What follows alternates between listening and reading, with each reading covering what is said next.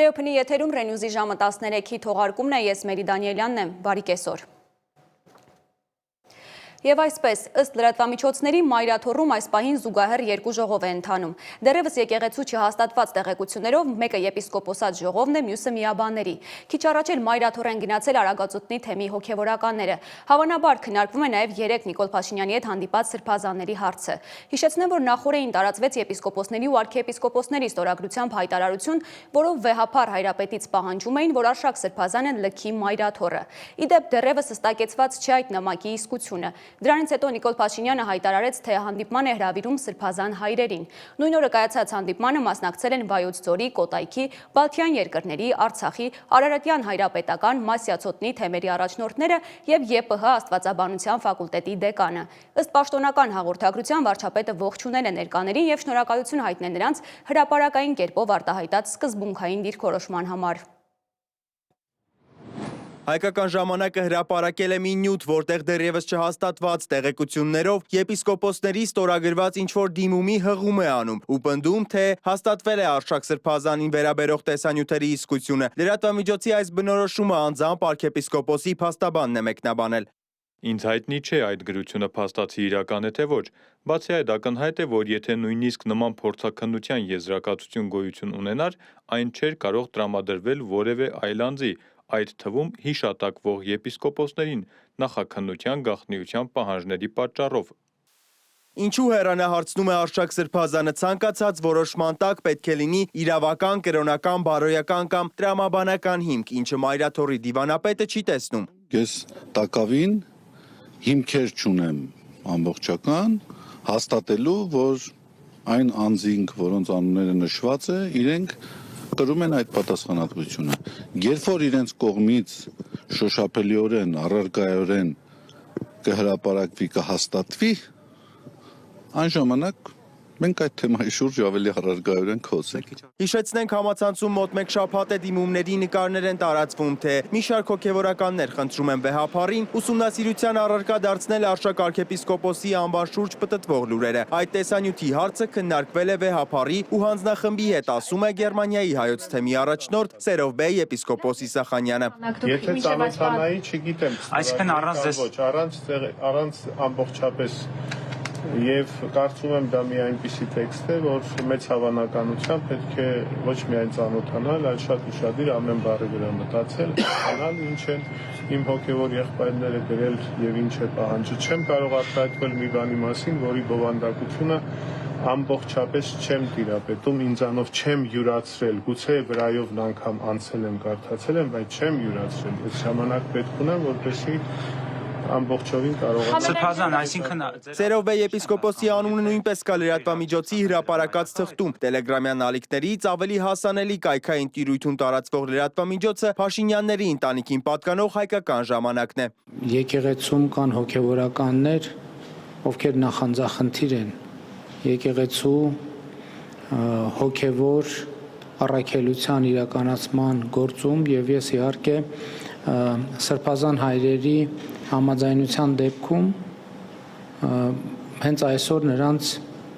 կհրավիրեմ հանդիպում կխնդրեմ, որպեսզի նաև նրանց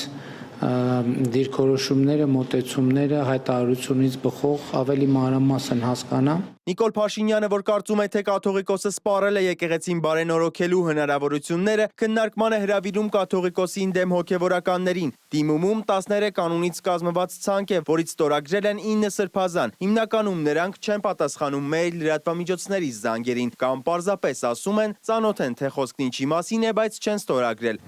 Երեկոյան վարչապետը տեսանյութ է տարածել, գրելով, թե կարևոր հանդիպում է ունեցել մի խումբ եպիսկոպոսների հետ, այլ մանրամասներ այս պահին դեռ չեն հաղորդվում։ Սիմոն Հովանիսյան, Reopen Media։ Ասողի Կաբեղա Կարապետյանը դատապարտել է Փաշինյանի հետ հանդիպումը սրբազաններին անվանելով ուխտադրուժ եւ նենգադավ։ Տեր Ասողիկը նշել է, որ այդ հոգևորականների հետ հաց է կիսել մայրաթոռի սեղանատանը, նրանց հետ աղոթքի է կանգնել Տիրոջ Սուրբ Սեղանի առջև եւ հիմա չգիտի ինչպես նայել նրանց երեսին։ Ի խորոց սրտի կաղոթի, որ Աստված ողորմի եւ նրանց մտքին պայծառություն շնորհի, անկեղծ զղջմամբ ու արտասուքով գալու եւ ընկնելու ամենքիս հոգևոր հայր եւ շնորհածաղբյուր հայոց հայրապետի առջև։ Աբեղա Կարապետյանը գրել է, որ իր անվերապահ հավատարմությունը եւ նվիրումն է հայտնում Պաշտելի Մայրաթոր Սուրբ Էջմիածնին եւ ամենայն հայոց հայրապետին։ Կոտայքի թեմի առաջնորդ Տեր Առաքել արքեպիսկոպոս Քարամյանը հայտնել է, որ եպիսկոպոսները կաթողիկոսից պահանջել են սրբապղծության համար ժամանակավորապես կասեցնել արժակ սրբազանի ծառայությունը, սակայն կաթողիկոսը մերժել է, պնդելով, որ նրա հեռացումը կկործանի եկեղեցին։ Ըստ սրբազանի կաթողիկոսն անտեսել է անգամ փորձաքննության փաստերը եւ պաշտպանում է սրբապղծությունը, ինչն էլ հանգեցրել է հոգեվորականների դժգոհությանը։ Նա շեշտել է, որ իրենց նպատակը ոչ թե եկեղեցու դեմ պայքարն է կամ կաթողիկոսի անպայման հրաժարականը, այլ մեղքի կասեցումն ու արժակ սրբազանի հեռացումը։ Առաքել Սրբազանը հրաժարվել է մանրամասներ հաղորդել վարչապետի հետ հանդիպումից։ Առաջիկա կիրակին եւս պատարագի մասնակցելու մասին է ազդարարել Նիկոլ Փաշինյանը։ Այս անգամ նա մարզ չի մեկնելու եւ Սուրբ պատարագի է մասնակցելու Երևանի Սուրբ Սարգիս եկեղեցում, որտեղ իր խոսքով ժամանակին մկրտվել է։ Սահմանադրության նոր տեքստը պետք է պատրաստ լինի մարտ ամսին, Արդարադատության նախարար Սրբուհի Գալյանն է հայտարարել Սահմանադրական բարեփոխումների խորհրդի հերթական նիստին։ Խորհրդի անդամները քննարկել են նաև դատախազության եւ քննչական մարմինների վերաբերյալ կարգավորումները։ 3+3 ձևաչափով հաջորդ հանդիպման օրն ու վայրը դեռևս որոշված չեն, ի պատասխան Սպուտնիկ Արմենիայի գրավոր հարցման հայտնել են արտգործնախարարությունից։ Գերատեսչությունից հիշեցրել են, որ տարածաշրջանային խորհրդատվական 3+3 հարթակի մասնակիցները նախորդ նիստի արդյունքներով պայմանավորվել են դիվանագիտական խողովակները որոշել հաջորդ հանդիպման օրն ու վայրը, ելնելով այն փոխմրմից, որ առաջիկա երկու նիստերը պետք է անցկացվեն Երևանում եւ Բաքվում։ Ավելի վաղ Ռուսաստանի արտգործնախարարության պաշտոնական ներկայացուցիչ Մարիա Զախարովան հայտարարել էր, որ հաջորդ նիստը կազմակերպելու մասով Մոսկվան ակնկալում է Երևանի եւ Բաքվի միջև օպերատիվ պայմանավորվածություն։ Երբ եւ ինչ նպատակով է ձևավորվել 3+3 ձևաչափը եւ արդյոք երբևէ լիարժեք կայացել է։ Սիմոն Հովանեսյանն է պատմում։ Մոտ մեկ տարի է տարածաշրջանի երկրները մի հարկի տակ չեն հավաքվել։ Վերջին անգամ 2024-ի հոկտեմբերին 3 գումարած 3-ի առայժմ թերի ձևաչափով մի սեղանի շուրջ նստեցին Հայաստանի, Ադրբեջանի, Թուրքիայի, Իրանի ու Ռուսաստանի արտգործնախարարները։ Ստամբուլում այս հանդիպման ժամանակ կողմերը հայտարարեցին, որ ուզում են տարածաշրջանում խնդիրները լուծել առանց արտաքին միջամտության։ Այն համապատասխանում էր ինչպես Ադրբեջանի, այնպես էլ Թուրքիայի, բայց հետագայում տեսանք նաև որ Ռուսաստանի ու նաև Իրանի պատկերացումներին տարածաշրջանային գործընթացների վերաբերյալ։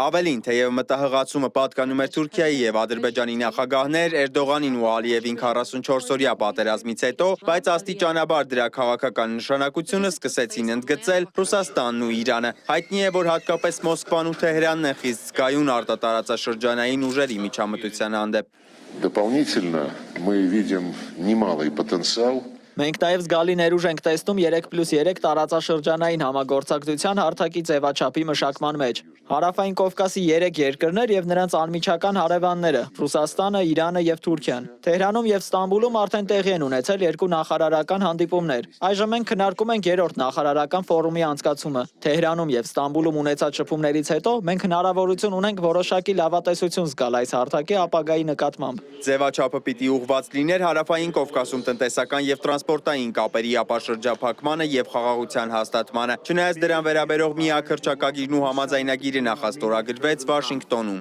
Ամերիկյան կողմի հաջողությունը կապված է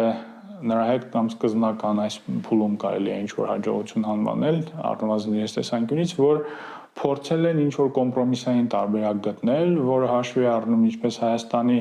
մտահոգություններն ու կարմիր գծերը, այնպես էլ Ադրբեջանի մեծ հաշվով ցանկությունները։ 3 գումարած 3 իր գործունեության ընթացքում այդպես էլ 6 չդարձավ։ Պաշտոնական Թբիլիսին ի սկզբանե հրաժարվել է մասնակցել 3 գումարած 3 ձևաչափին, իր որոշումը պատճառաբանելով Ռուսաստանի հետ խնդիրներով, մասնավորապես Աբխազիայի եւ Հարավային Օսիայի հարցերով։ Ձևաչափը փաստացի գործում է 3 գումարած 2 կազմով առանց Վրաստանի, թեև մյուս անդամները պարբերաբար նշում են, որ հարթակի դռները բաց են Թբիլիսիի համար։ Այս ձևաչափը կարելի է նշել, որ ավելի խորհրդատվական ձևաչափ է, այսինքն մեծ հաշվով տարածաշրջանային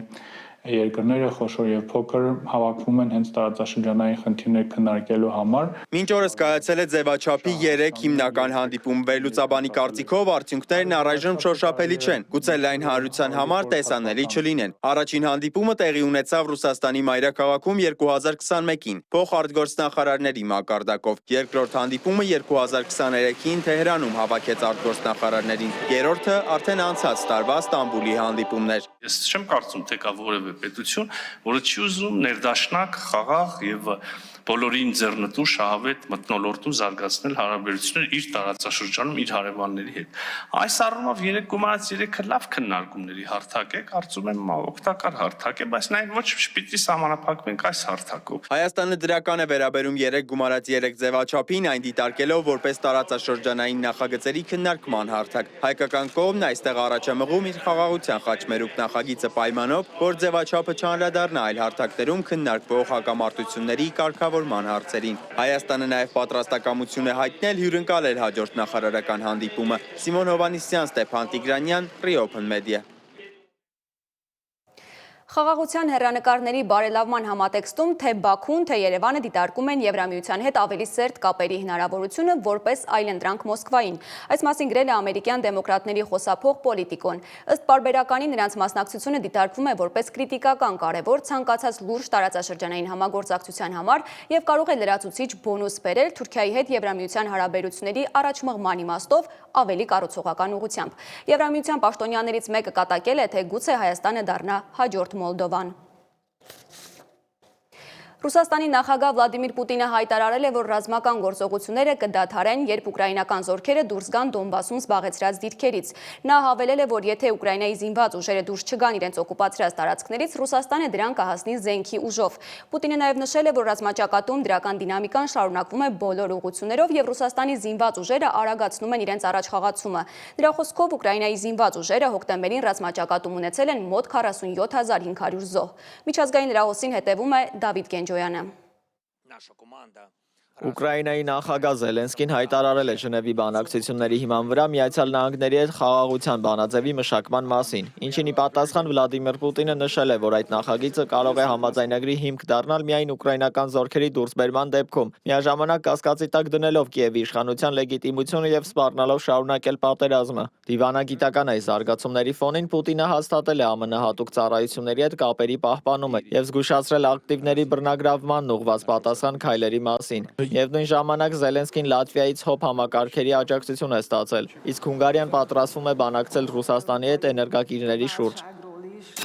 Սպիտակ տան մերձակայքում աֆղանցի ներգաղթյալը իրականացրած հարձակման հետևանքով ազգային գվարդիայի անդամ Սարա Բեքստրոմի մահից հետո նախագահ Դոնալդ Թրամփը դեպքը որակել է ահաբեկչություն եւ մեղադրելով Բայդենի վարչակազմին ստուգումների ձախողման մեջ կարգադրել է խստագույնս վերանայել Ապաստանի տրամադրման գործընթացը։ Կասկածյալը Աֆղանստանից Միացյալ Նահանգներ էր ժամանել 2021 թվականին տարհանման ծրագրով։ Վաշինգտոնն անորոշ ժամկետով սառեցրել է աֆղանստանցիների ներգաղթի գործերի մշակումը։ Գվինեա Բիսուայի զինվորականները ընտրությունների արդյունքների հրապարակման նախաշեմին տապալելով քաղաքացիական իշխանությունը անցումային նախագահ են նշանակել գեներալ-մայոր Հորտա Ինտաային։ Հեղաշրջումը պատճառաբանելով թմրավաճառների կողմից ժողովրդավարությունը զավթելու վտանգը կանխելու անհրաժեշտությամբ։ Մինչ նոր ղեկավարությունը հայտարարել է մեկամյա անցումային շրջանի մասին, պաշտոնան կարված նախագահ Ումարո Սիսակո Էմբալոն Արևմտյան Աֆրիկայի տարածաշրջանային բլոկի միջամտությամբ կարողացել է լքել երկիրը եւ մեկնել Սենեգալ։ Գազայում տեղատարապ անձրևների պատճառով առաջացած ջրհեղեղները ծայրահեղ ծանր կացության մեջ են դրել տեղահանված պաղեստինցիներին, որոնք իսրայելական սահմանափակումների պատճառով զրկված են կենսական նշանակության օգնությունից։ Հումանիտարայս ճգնաժամին զուգահեռ Հորդանան գետի արևմտյան ափին լարվածությունն աճել է։ Ջենինում տեղի ունեցած միջադեպից հետո, երբ իսրայելցի զինվորականները գնդակարել են 2 անզեն պաղեստինցու։ Ռազմական գործողությունները չեն դադարում նաև հյուսիսում, որտեղ Իսրայելը անտեսելով գործող հրադադարն ու Հռոմի պապի սպասվող այցը ակտիվացրել է ավիաարվածները Լիբանանի ուղղությամբ, թիրախավորելով Հեզբոլայի ենթակառուցվածքներին ու բարձրաստիճան հրամանատարներին։